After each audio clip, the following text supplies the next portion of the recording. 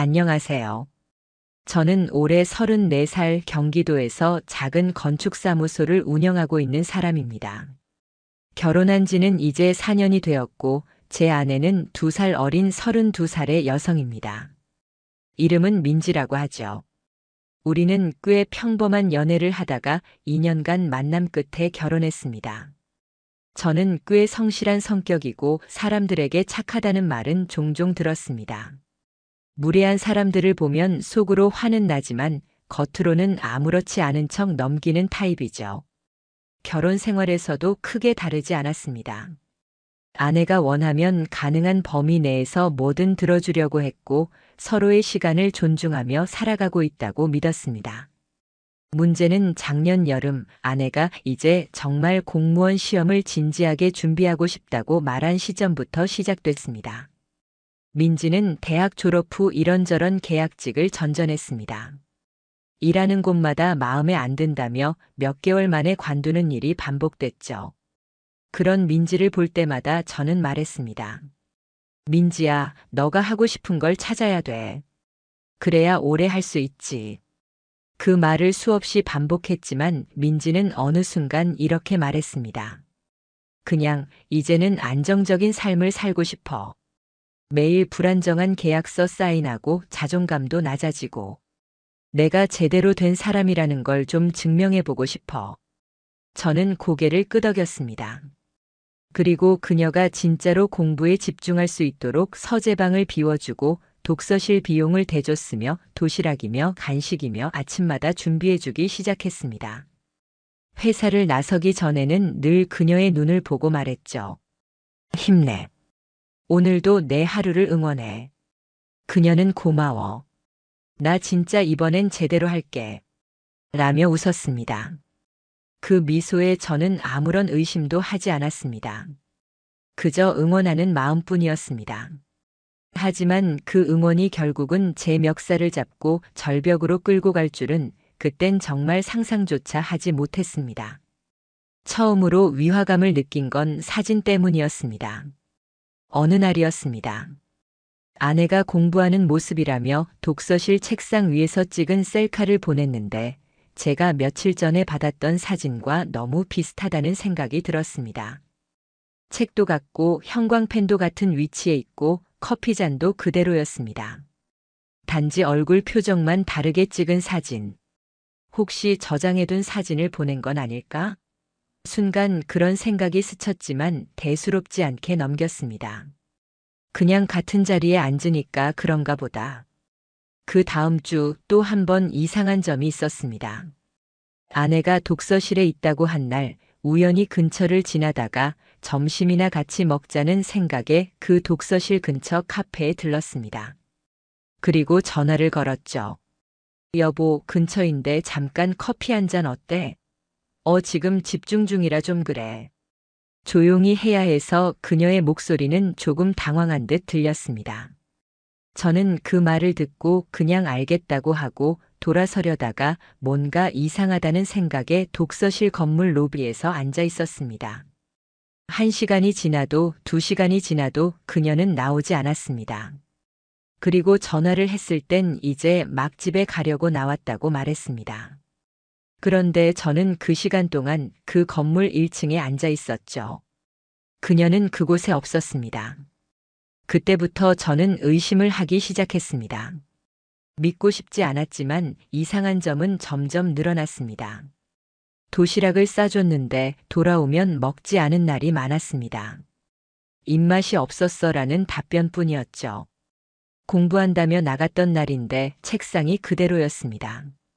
포스트잇, 필기구, 메모지 위치까지 어제랑 완벽히 같았습니다. 그러던 어느 날 그녀가 보낸 사진 한 장이 도착했습니다. 그날도 공부 중이라고 말했기에 저는 아무 의심 없이 사진을 열었습니다. 그런데 사진 속 배경에 낯선 남자의 팔뚝이 살짝 찍혀 있었습니다. 소름이 돋았습니다. 그 남자의 팔에는 은색 시계가 있었고 그날 아침 제가 아내와 인사했던 그 복장에는 그 어떤 남성 시계도 없었죠. 그녀의 표정은 자연스러웠습니다. 하지만 전 눈을 뗄 수 없었습니다. 그건 분명 침대 위에서 찍은 사진이었습니다. 그리고 그 순간 제 뇌리에는 한 가지 생각이 들었습니다. 이 여자가 날 속이고 있다. 그 이후 저는 행동에 들어갔습니다. 그녀의 위치 기록 확인, 독서실 출입 기록 확인, 카드 사용 내역 조회, 차량 블랙박스 영상 확인, 모든 것이 하나의 방향으로 모아졌습니다. 그녀는 독서실에 없었다.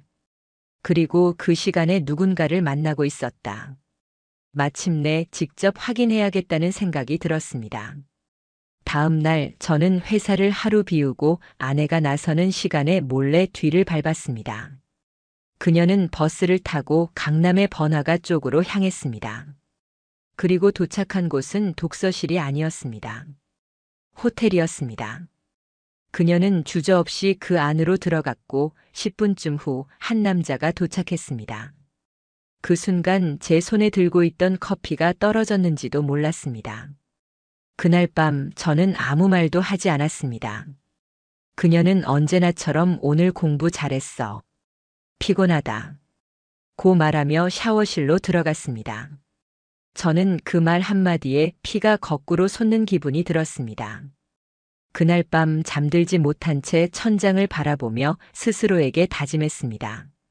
절대 감정적으로 움직이지 마라. 차갑게, 천천히, 그리고 완벽하게. 그래서 절대 용서받을 수 없는 대가를 치르게 만들어라. 그날 이후로 저는 다짐했습니다. 감정적으로 움직이지 않겠다고요. 눈물도 분노도 절망도 잠시 접어두고 하나하나 아주 천천히 그녀의 실체를 벗겨내기로 했습니다. 어설프게 따지고 들면 그녀는 거짓말로 회피할 겁니다. 그냥 친구야. 내가 예민한 거야. 우연히 만난 거였어. 이런 말들이 나올 게 뻔했습니다. 그런 말로는 부족했습니다. 저는 법 앞에서 절대 빠져나갈 수 없을 만큼의 증거가 필요했습니다. 먼저 그녀의 위치 기록을 조회했습니다. 다행히도 예전 아이폰을 쓸 때 등록해뒀던 아이클라우드 계정이 남아 있었고 그 위치 추적 기능이 아직 꺼지지 않은 상태였습니다. 비밀번호도 그대로였고 아이클라우드에서 나의 찾기를 통해 그녀의 일주일간의 동선을 확인할 수 있었죠. 결과는 충격적이었습니다. 독서실이라고 말한 날 그녀는 독서실 근처엔 단 한 번도 가지 않았습니다. 오히려 강남구 논현동, 송파구 방이동, 그리고 분당선 인근 모텔촌을 반복해서 방문하고 있었죠. 시간대도 일정했습니다.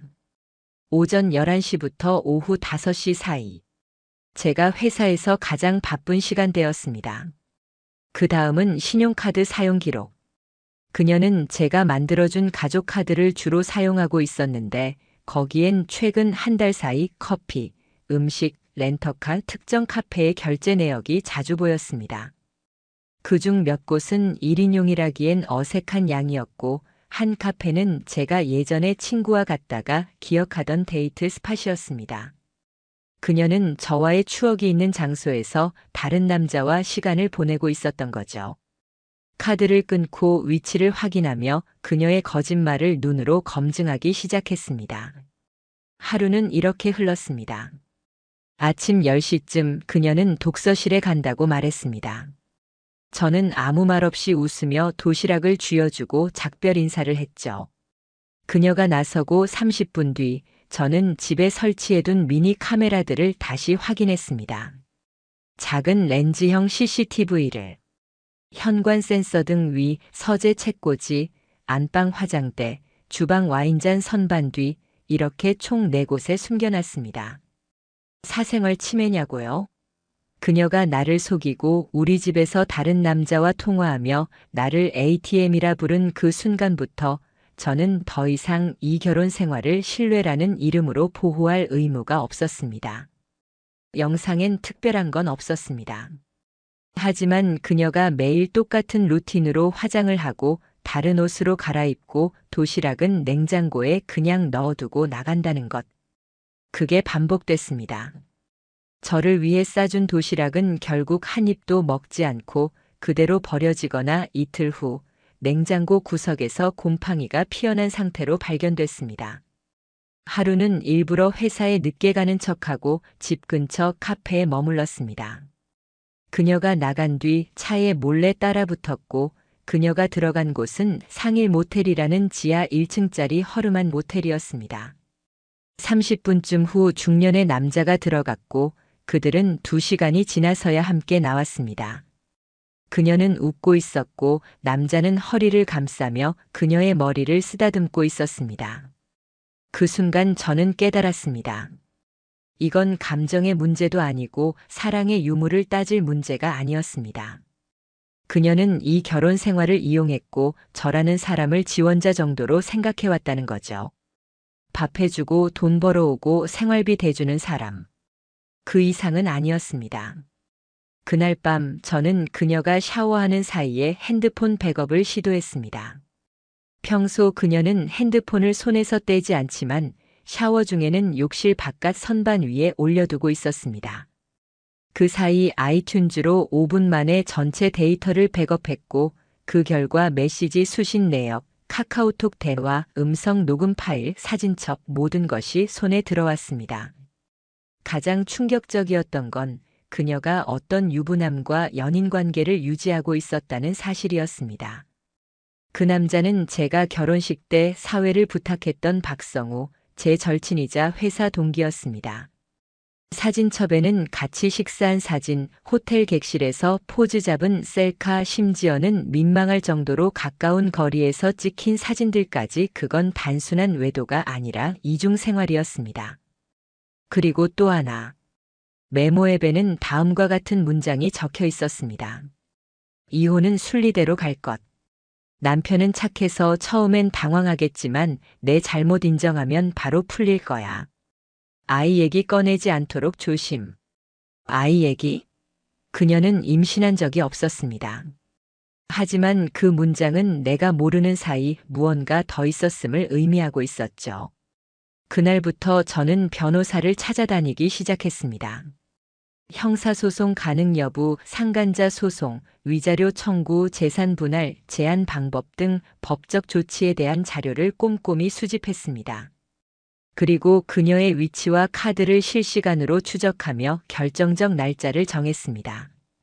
금요일 저는 회사에 외근이 있다고 알리고 조퇴했습니다. 그녀는 독서실 간다고 했고 그날도 어김없이 분당의 한 모텔에 도착했습니다. 그리고 그곳에서 또 다른 여자가 함께 모텔에 들어가는 장면을 목격하게 됩니다. 그건 박성우의 아내였습니다. 그들은 부부 동반 모임에서 알게 된 사이였고 아내 민지는 박성우의 아내와 친한 친구인 척하고 있었습니다. 박성우 아내도 참 이해가 안 갔습니다. 모텔에서 왜 만남을 가졌는지 말이죠. 아무튼 그 순간 모든 게 정리됐습니다. 배신, 기만, 이용, 위선 그리고 이중 계획. 진실은 이미 제 손 안에 있었습니다. 사진, 메시지, 위치 기록, 모텔 CCTV 그리고 그날 본 장면. 그녀가 독서실에 간다고 말한 금요일 오후 모텔로 향했고 거기엔 그녀와 상간남 박성우 그리고 그의 아내까지 3사람이 한 모텔 객실에 들어갔습니다. 도저히 믿기 힘든 광경이었지만 정황상 두 여자 사이에 모종의 합의가 있다는 결론에 도달할 수밖에 없었습니다. 단순한 불륜이 아닌 조직적인 기만과 사기가 깔려 있었던 것이죠. 저는 감정적으로 흔들리지 않으려 애썼습니다. 이제부터는 계획이 가장 중요했습니다. 그리고 그 계획은 단 하나의 목적을 향해 있었습니다.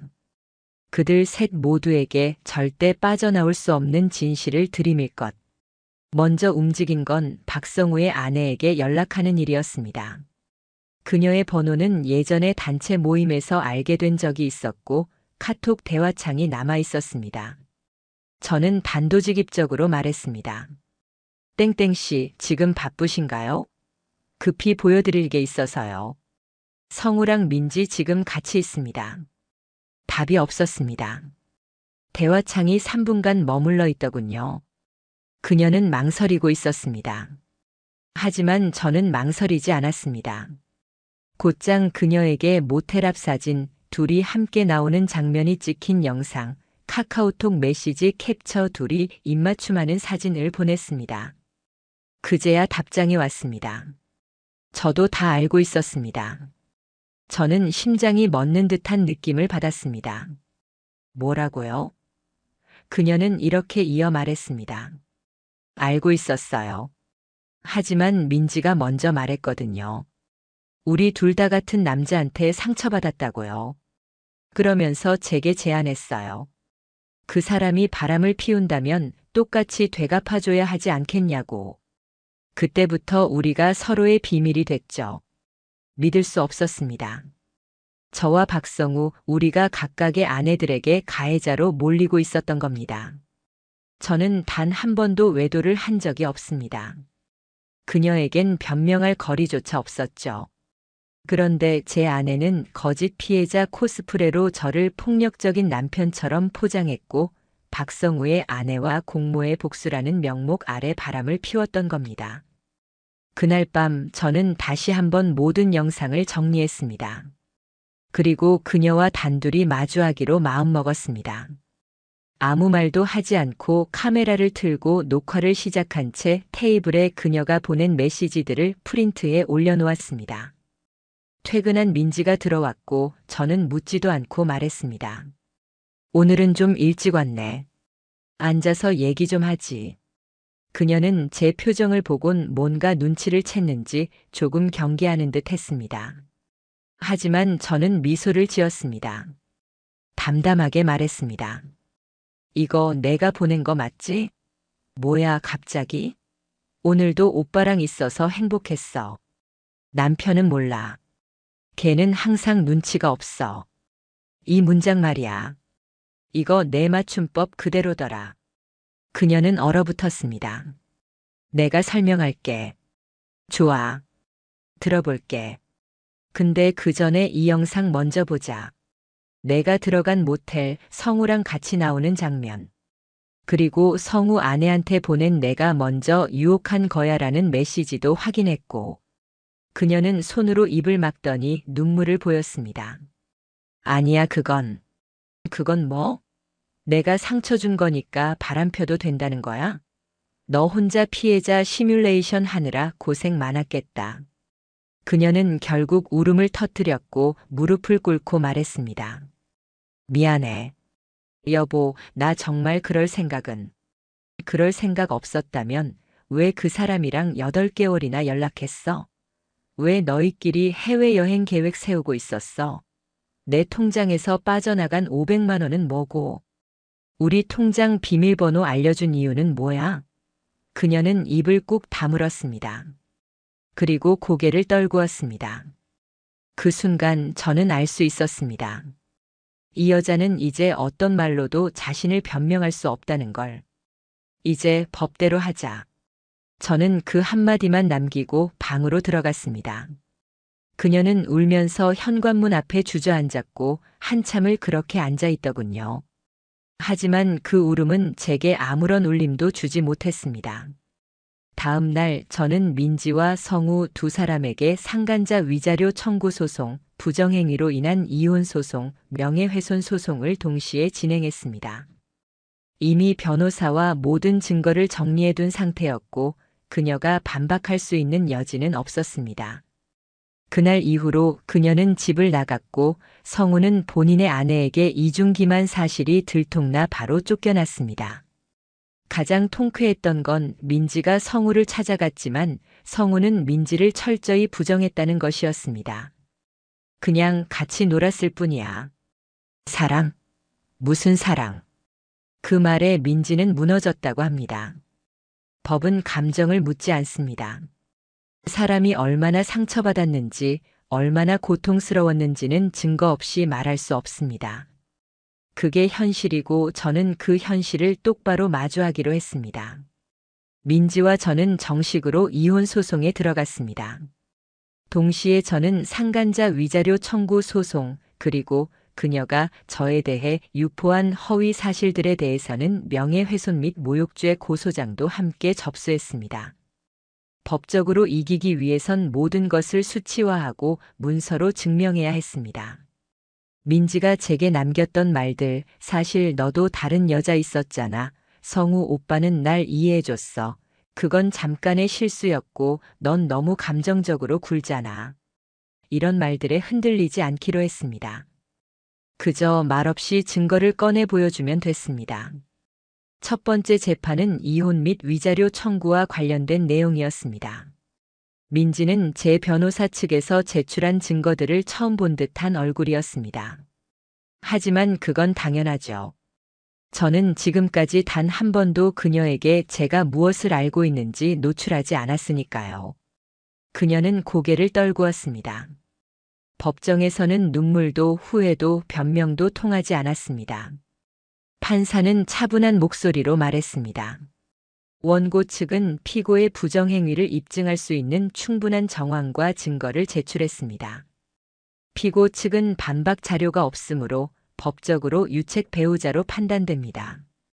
그 한 문장만으로 이미 승패는 정해졌습니다. 민지는 성격 차이를 주장하며 결혼 생활에 반복적인 감정적 폭력이 있었다고 했습니다. 하지만 그 말은 오히려 그녀가 과거에 친구들과 나눈 카카오톡 내용, 우리 남편은 정말 착해서 재미가 없어 싸우자고 해도 그냥 도망가듯 피암 키읔키읔 같은 메시지로 인해 스스로 무너졌습니다. 저는 판사 앞에서 단 한마디도 하지 않았습니다. 모든 건 문서와 캡처, 녹음 파일이 대신해줬습니다. 재판 말미에 판사는 이렇게 말했습니다. 민지 씨, 귀하의 행동은 단순한 일탈이 아니라 결혼 관계를 기만하고 훼손한 고의적 행위입니다. 그와 함께 상간자와의 연대 책임이 충분히 성립된다고 판단됩니다. 결국 이혼 성립, 위자료 3천만 원 판결, 재산 분할 권리 박탈이라는 결과가 나왔습니다. 그리고 두 번째 전쟁, 박성우와의 상간자 소송이 기다리고 있었습니다. 그는 초반에 이렇게 말했습니다. 그냥 말려든 거예요. 저도 힘든 시기를 겪고 있었고 솔직히 그녀가 먼저 유혹했습니다. 그 말을 들은 순간 저는 피식 웃음이 나왔습니다. 제가 제출한 영상 속에는 그가 먼저 그녀의 손을 잡고 다정하게 허리에 손을 올리며 다음 주엔 2박으로 갈까? 라고 말하는 장면이 담겨 있었습니다. 심지어 제 결혼식 영상에서 그는 마이크를 잡고 이렇게 말했었죠. 민우야, 민지랑 진짜 잘 어울린다. 이런 여자는 절대 놓치지 마라. 그리고 민지야, 이 사람은 진짜 착한 사람이야. 내 친구 중에 가장 순한 남자야. 그 말을 했던 입으로 그는 제 아내와 관계를 맺고 있었습니다. 결국 법원은 그에게도 2,500만 원의 위자료 배상 판결, 사적 관계에서의 부정행위 책임 인정을 내렸습니다. 박성우의 회사는 공기업 협력사였기 때문에 사회적 평판을 중요시했습니다. 이 사건이 알려지자 그는 인사팀 조사를 받고 윤리규정 위반 사유로 계약 해지 및 퇴사 처리를 당했습니다. 그의 아내 역시 자신이 공모자처럼 보여질 것을 두려워해 그와의 이혼을 즉시 진행했고 위자료를 전액 요구하며 성우를 집에서 내쫓았습니다. 그렇게 그는 하루아침에 가정도 직장도 체면도 모두 잃었습니다. 민지는 그 후 한 번 저를 찾아왔습니다. 저는 그녀에게 문을 열지 않았습니다. 현관 도어락 너머로 그녀는 말했습니다. 나 진짜 다시는 안 그럴게. 내가 왜 그랬는지도 모르겠어. 여보, 나 아직 좋아해. 하지만 저는 그녀가 과거에 성우에게 보냈던 메시지 하나를 기억하고 있었습니다. 남편은 그냥 이용할 수 있는 남자야. 말도 안 하고 다 주잖아. 그게 뭐야? 남자도 아닌데. 그 말은 법정에 제출하지 않았습니다. 하지만 제 기억엔 평생 지워지지 않을 겁니다. 저는 그녀에게 말했습니다. 조용히 담담하게. 민지야, 내가 널 용서하지 않는 이유는 내가 실수해서가 아니야. 너는 그 실수를 사랑이라 착각했기 때문이야. 그녀는 울면서 돌아섰고 그 뒤로는 단 한 번도 제 삶에 다시 나타나지 않았습니다.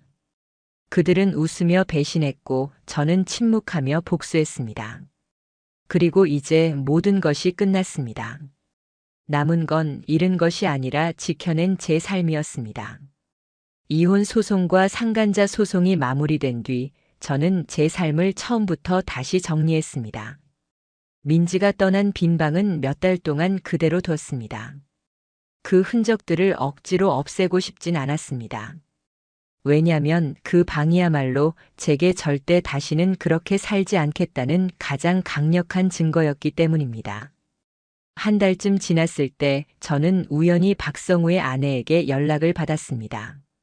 처음엔 놀랐지만 그녀는 단순히 저에게 한 가지를 알려주고 싶었다고 했습니다. 그 사람 요즘 모텔 알바하고 있어요. 전 직장에서 해고된 후 업계에서 나쁘게 소문이 퍼졌고 이직은 실패했습니다. 여기저기 수소문해도 아무도 그를 채용해주지 않았다고 합니다. 공기업 하청업체 출신이라는 이력도 더 이상 도움이 되지 않았죠. 심지어 본인 이름으로 인터넷에 떠돌고 있는 불륜 정황 캡처들 때문에 면접조차 못 들어가는 곳도 많았다고 합니다. 그는 결국 생활비를 벌기 위해 모텔 야간 카운터 일을 시작했고 밤 10시부터 새벽 6시까지 시급 9,800원으로 일하고 있다는 겁니다. 민지의 소식은 더 처참했습니다. 위자료를 낼 돈이 없었던 그녀는 본가에 돌아갔습니다. 하지만 부모님은 그녀가 했던 일을 알고 있었고 이 집에선 내 이름 꺼내지도 마라 며 방문조차 허락하지 않았다고 합니다. 결국 그녀는 SNS에 중고 물건을 팔며 근근히 생활하고 있었고 한때 다녔던 영어학원 강사 지원도 모두 탈락한 상태였습니다. 그녀는 부정행위로 인한 이혼 이력 때문에 공공기관, 교육기관 취업에 제약이 생겼고 이력서에도 그 공백을 설명하지 못했습니다. 저는 단 한 번도 그들에게 직접 연락한 적이 없습니다. 하지만 그들의 근황은 하나둘씩 제게 들어왔습니다. 이상하게도 아무리 멀어져도 그런 부류의 사람들은 자기가 겪는 불행을 세상 탓으로 돌리며 입으로 떠들고 다니거든요. 한 번은 지인의 결혼식장에서 민지를 봤다는 사람이 있었습니다. 그녀는 말없이 구석에 앉아 있다가 신부 입장 순간 눈물을 보이며 혼자 조용히 나갔다고 했습니다. 그걸 전해 들은 저는 그저 창밖을 바라보며 조용히 중얼거렸습니다. 이제야 자기가 어떤 짓을 했는지 알게 된 걸까 복수를 계획하고 증거를 수집하고 법정에 서고 모든 걸 마무리할 때까지 저는 단 한 번도 분노라는 감정에 휘둘리지 않았습니다. 그저 사실만을 바라봤고 제 삶을 지켜냈습니다. 그리고 지금 저는 여전히 그 건축사무소를 운영하고 있습니다. 조금 더 작고 조용한 동네로 옮겼지만 일은 끊이질 않습니다.